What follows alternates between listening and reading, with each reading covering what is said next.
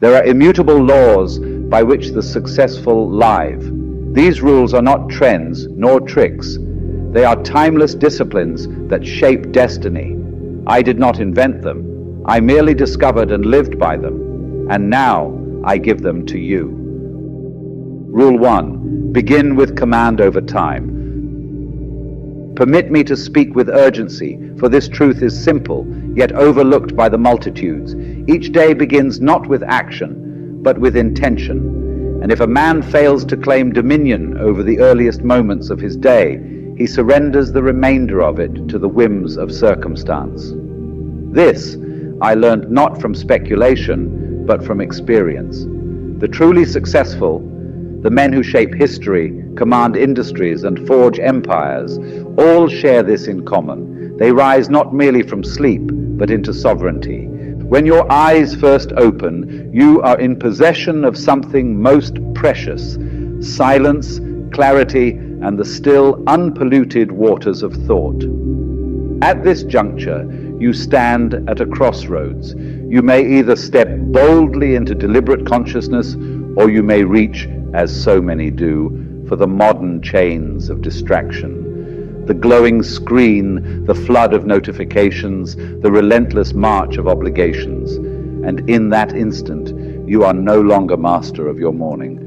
You are a servant to the noise. Let me be plain. The first 10 minutes of your waking life must belong solely to you, not your employer, not your inbox, not the world. In those minutes, you must assume command over the faculties of your mind and body. Begin with breath, deep, intentional, steady. Let each inhale remind you, I am alive. Let each exhale whisper, I am in control. Rise and drink a glass of water to reawaken the body, not as ritual, but as reverence. Then enter into thought. Reflect briefly on your purpose, not some vague notion of ambition, but a clear, defined aim for the day. Say it aloud. Speak it into form. For the man who begins his day without aim walks blindly, and he who walks blindly soon falls.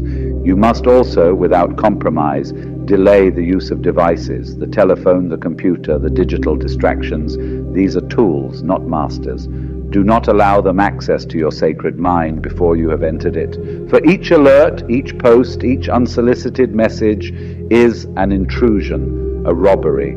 And what is stolen is not just time, but focus, clarity, and self-possession. Build what I call a mental launch sequence, a repeatable pattern that activates your higher faculties. Perhaps it is reading a passage from a great book. Perhaps it is silence. Perhaps it is the writing of one firm intention in a journal. Whatever the method, let it be done with awareness and consistency. The body follows habit, the mind follows structure, your soul follows purpose. Let us not be deceived. How you begin your day determines how you shall govern it. And I repeat with all the conviction I can muster, a man who cannot command the morning shall serve all day. Etch those words not on paper but on the walls of your mind. For when you own your morning, you own your mind. And when you own your mind, you are already halfway to owning your future. Rule 2. Know thy definite chief aim daily. Now listen carefully, for this principle is one of the most vital in all the philosophy of personal achievement.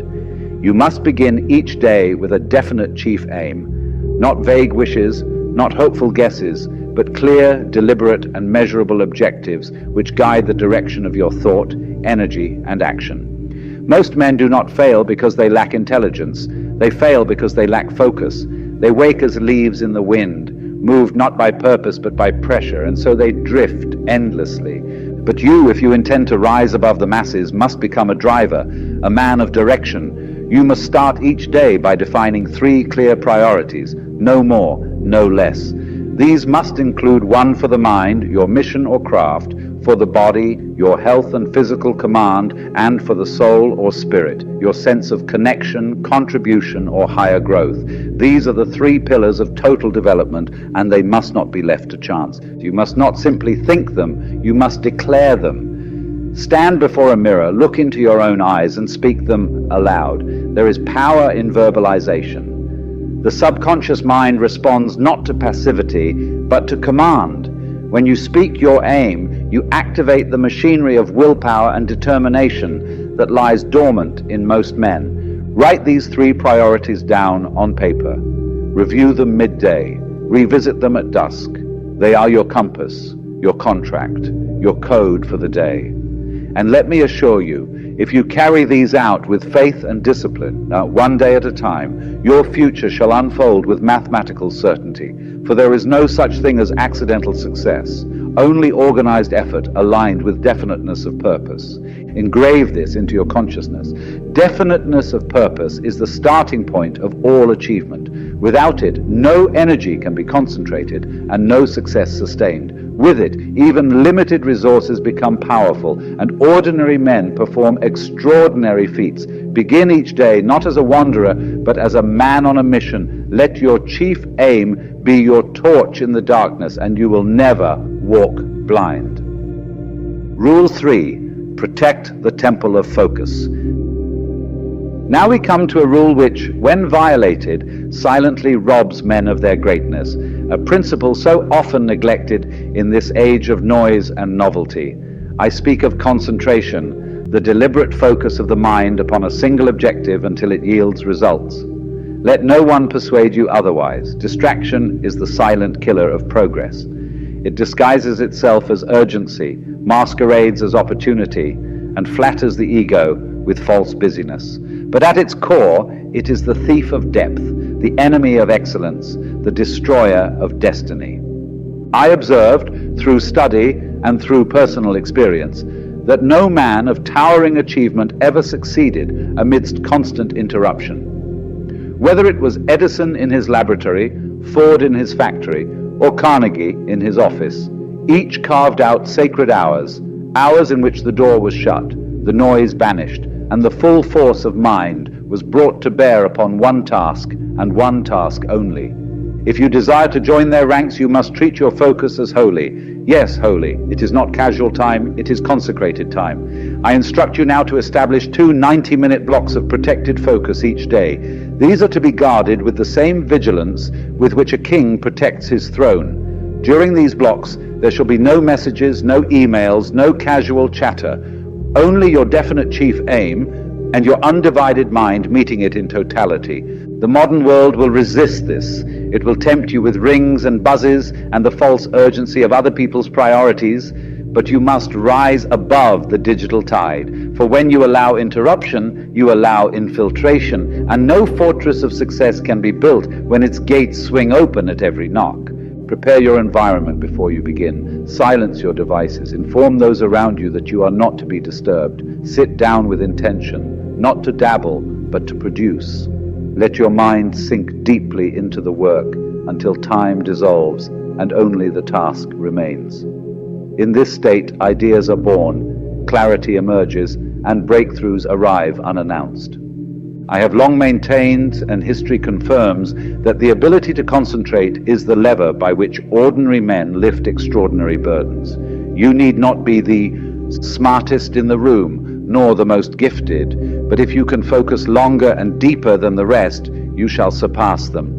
Remember always this truth I leave you with. Concentration is the habit that makes genius practical. Without it, your talent is scattered. With it, even modest ability becomes unstoppable force. Make your focus a fortress. Protect it as you would your most valuable treasure, for in truth it is. Rule 4. Stimulate the body to awaken the mind. It is a grave error, and one committed by many so-called thinkers, to believe that the body and the mind are separate, or worse, that the body is but a servant to the intellect. Let me correct that falsehood with absolute clarity. Your body is not a hindrance to your success. It is a powerful ally, and if neglected, it becomes your greatest liability. The man who fails to command his body soon finds his mind clouded, his spirit low, and his will feeble. In my own journey, I discovered that movement, simple, intentional movement, was not merely for health, but for clarity. It was in motion that I often solved problems, sharpened thoughts, and summoned energy when the well seemed dry. You see, the body was not designed for stillness. It was made to circulate life. When the limbs move, the blood flows. When the blood flows, the brain is fed. And when the brain is fed, thought becomes potent. I instruct you now, as a daily law, to engage in at least 20 to 30 minutes of deliberate physical movement, not as punishment, not as a chore, but as a morning ritual of mental ignition. A brisk walk, light stretching, or bodyweight exercise, anything that calls your muscles into action and invites oxygen into your bloodstream. As you move, do not merely exercise the body, reflect, walk with thought, ponder your aims, visualize your outcomes, use your movement as meditation in motion. The most powerful use of this practice is to combine physical activation with mental alignment. Take your body into nature if you can. Let your feet strike the ground as your mind strikes gold. I have found that many of my clearest insights, most original ideas, and firmest decisions came not while seated at a desk, but while pacing, moving, breathing deeply in solitude. Movement is not a break from thought. It is often the very condition that makes deep thought possible. The body is not secondary to your success. It is central. It is the vehicle through which your will is expressed in the physical world, and a sluggish body breeds sluggish action. But a body in motion, that is a beacon of vitality, discipline, and self-respect. Etch this upon the walls of your daily discipline. A sound mind demands a sound body. You cannot afford to neglect this. Your ambition is too great, your vision too important. Let your body be not your burden, but your weapon. Use it. Rule 5. Reflect like a philosopher. Permit me now to speak not only to your ambition, but to your soul. For there is a habit, subtle and quiet, yet more powerful than most men can comprehend. It is not glamorous, it is not visible to others, but it is the very process by which a man becomes wise. I speak of reflection, the deliberate act of pausing, looking inward, and interrogating one's day with clarity and courage. You see, experience alone does not make a man wise. The world is filled with men who have lived long lives and yet gained little insight.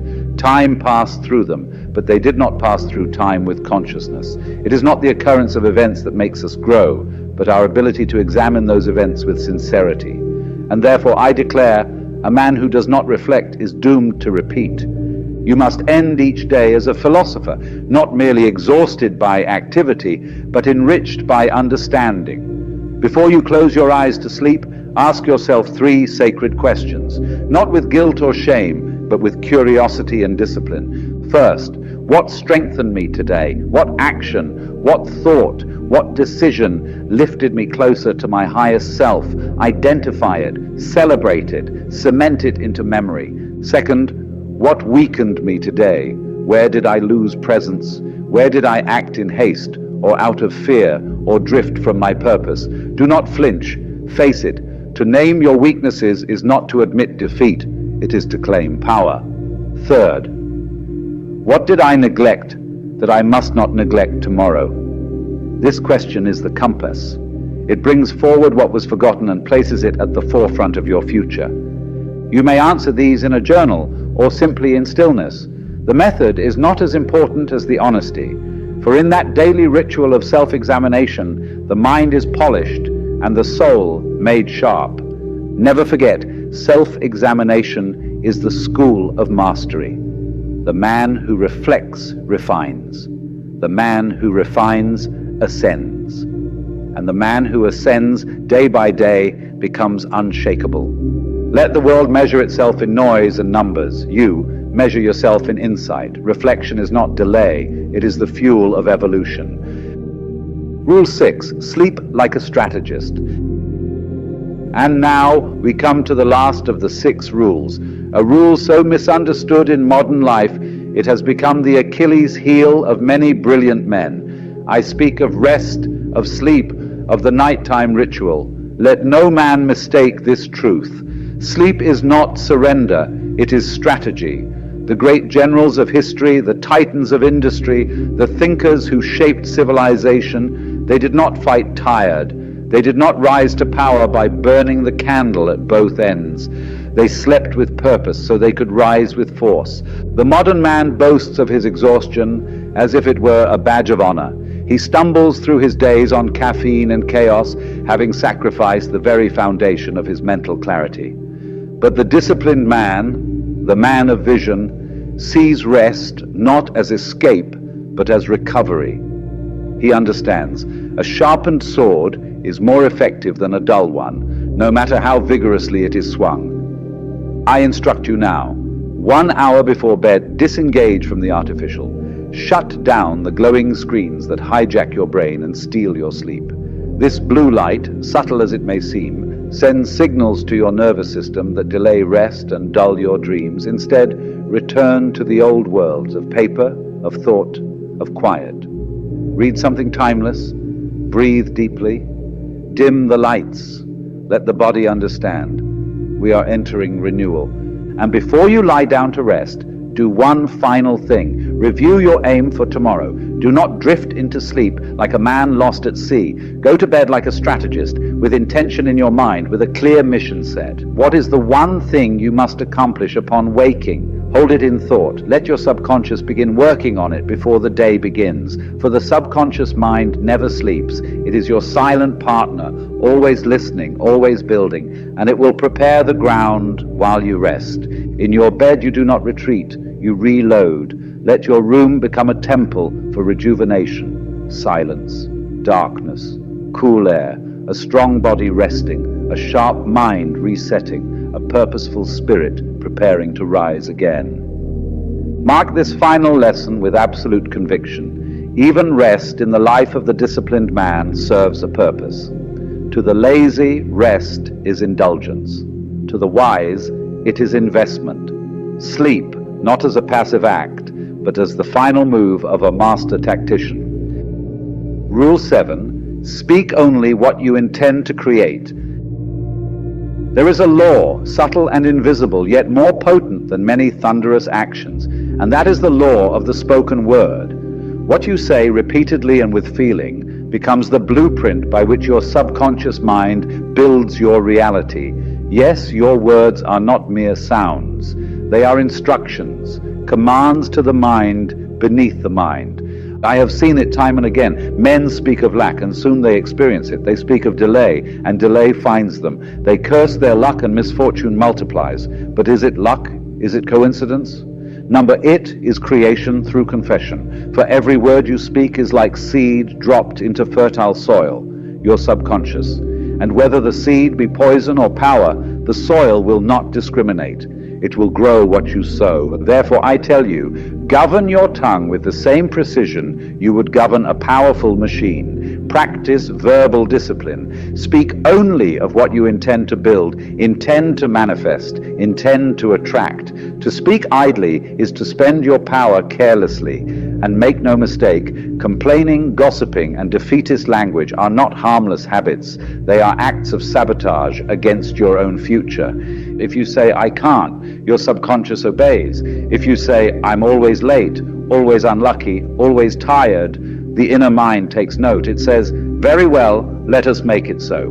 But if instead you declare, I rise early, I am focused, I am unshakable, I move toward my purpose every day, your subconscious will rearrange your habits, perceptions, and opportunities to make those words your truth. Words backed by belief become destiny. You must make this a daily habit, to speak with intention. Never let your mouth move faster than your mind. Speak slowly, speak clearly, speak from a place of creation, not complaint. And if you must remain silent until your words are worthy, so be it, for silence harms no man, but careless speech builds invisible prisons. Rule 8. Feed the mind what fortifies it. If a man were to consume poison day after day, no physician would be surprised when his body began to fail. And yet, how many men poison their minds each morning, each evening, each idle moment, and wonder why they feel weak, lost, anxious, and misdirected? Hear me well, your mind becomes what it consumes. It is not immune to influence. The words you read, the voices you hear, the images you scroll past, all are building material for your thoughts and eventually for your beliefs, your choices, your future. The mind, like the body, thrives only when nourished with strength. And just as you would not feed your body with trash and expect health, do not feed your mind with junk and expect wisdom. Every piece of content you consume is either fortifying your clarity or fracturing it. You must choose deliberately. This is not merely about entertainment. This is spiritual hygiene. Begin a new practice. Every day, read something that sharpens your thinking. It need not be long. 10 pages of truth outweigh 1,000 of noise. Read books that stood the test of time, as books of philosophy, of success, of biography. Feed on the experiences of the great. Drink from the wells that do not run dry. And just as important, fast from foolishness. Cut off the media that profits from your fear. Close the window to constant distraction, cheap opinions and petty arguments. You cannot build an empire with a brain filled with clutter. Eliminate the unnecessary. Protect the sacred. If you fill your mind each morning with panic, gossip, conflict, and noise, then how can you expect peace, purpose, and clarity by nightfall? You cannot. What enters consistently forms character eventually. I urge you, with the seriousness of a man handing over a key to a treasure chest, be selective. Choose only what uplifts, enlightens, instructs, and inspires. Make your mind a fortress, guarded at the gates, not open to every wandering fool. This rule, simple though it may seem, is the difference between mental chaos and focused greatness. Let your mind feast on wisdom. For what you feed it daily becomes the lens through which you see the world, and the weapon with which you carve your destiny. Rule 9. Associate only with the intentional. I must now place before you one of the most dangerous traps to ambition. A trap not made of failure, but of familiarity. And it is this: you may possess great ideas, unshakable discipline, and a burning desire, yet still find yourself stalled, not because of who you are, but because of who you surround yourself with. Know this: no man rises higher than the mental climate he swims in. You cannot soar when tethered to minds that crawl. You cannot speak of dreams when surrounded by those addicted to comfort and complaint. You may try to pull them up, but more often they will pull you down, not always out of malice, but simply by the gravitational weight of small thinking. And so I tell you plainly, audit your associations. Who gets your time, your energy, your attention? Are they builders or breakers? Do they challenge you or enable your mediocrity? Do they speak of ideas, vision, and values, or of gossip, distraction, and excuses? Begin to construct what I call a circle of intention. This does not require fame, wealth, or proximity. In this modern age, you can associate with greatness through books, speeches, and carefully chosen mentors, even if from a distance. Let the voices you listen to most often be those of excellence, not entertainment. Let them be those who sharpen you, not sedate you. And let us not forget, energy is contagious. Spend enough time with fearful minds, and you will begin to question your own courage. Surround yourself with clarity and vision, and soon your own thoughts will echo with strength. If you desire growth, then align with growth.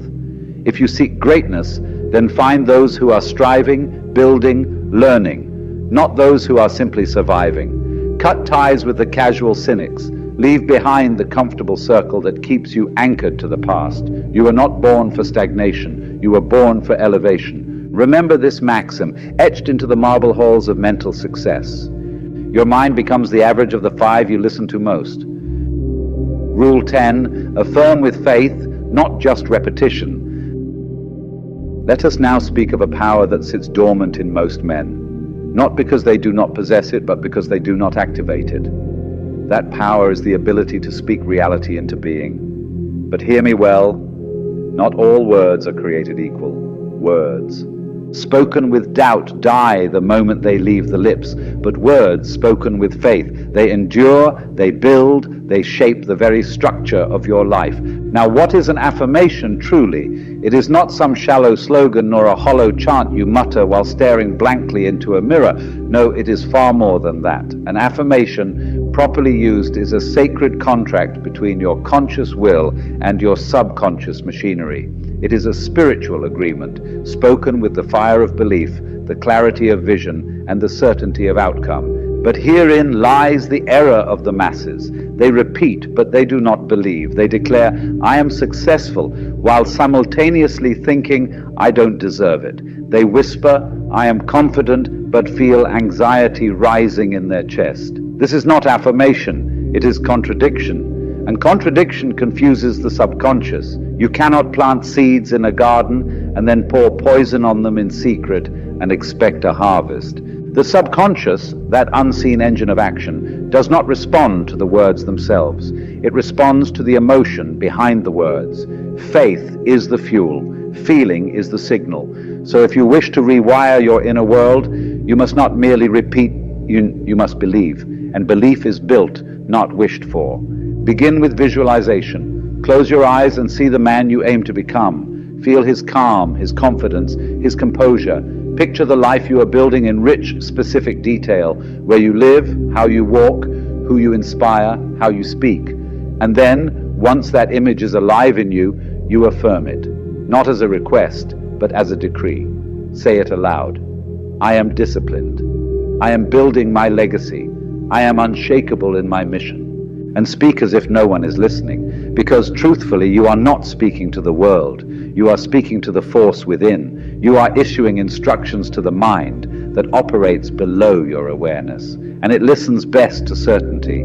This is why affirmations must be practiced daily. Not because repetition is magic, but because repetition with belief conditions the nervous system. It slowly removes the old scripts, the ones planted in childhood, the ones written by fear, and replaces them with new commands. And let me be clear, your words must be followed by action. If you declare greatness, then live your day accordingly. Even a small act aligned with your affirmation creates internal evidence, and that evidence is what strengthens belief. The more you see yourself becoming, the more your affirmations become truth. So remember, an affirmation without belief is like a sword without steel. It may look sharp, but it cannot cut through reality. But an affirmation forged in faith, it is irresistible. It molds the invisible. It shapes your identity. It calls forth the resources of the mind, and soon the resources of the world. Speak as a creator, not as a beggar. Your words are not mere sounds. They are commands to the universe within you. Use them with courage, use them with faith, and reality will follow. Rule 11. Align with conscience, not convenience. At the end of every day, when the noise quiets, when the applause fades, and when you are left alone with your thoughts, there is but one voice you must answer to, your conscience. Not your bank balance, not your status, not the approval of your peers, your inner judge. This voice does not shout. It whispers, but its whisper is mighty. It will tell you when you have strayed from your path, when you have compromised your integrity, when you have chosen the easy way over the right way. And so I tell you, do not build a life on convenience. Do not follow the path simply because it is crowded, popular, or effortless.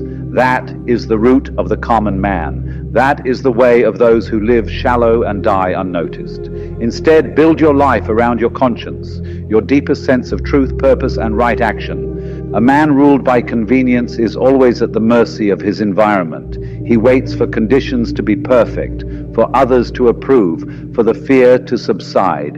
And so he remains stuck, not by force, but by compromise. But a man ruled by conscience, he moves forward regardless. He acts, not because it is easy, but because it is right. And that gives him a power the world cannot understand.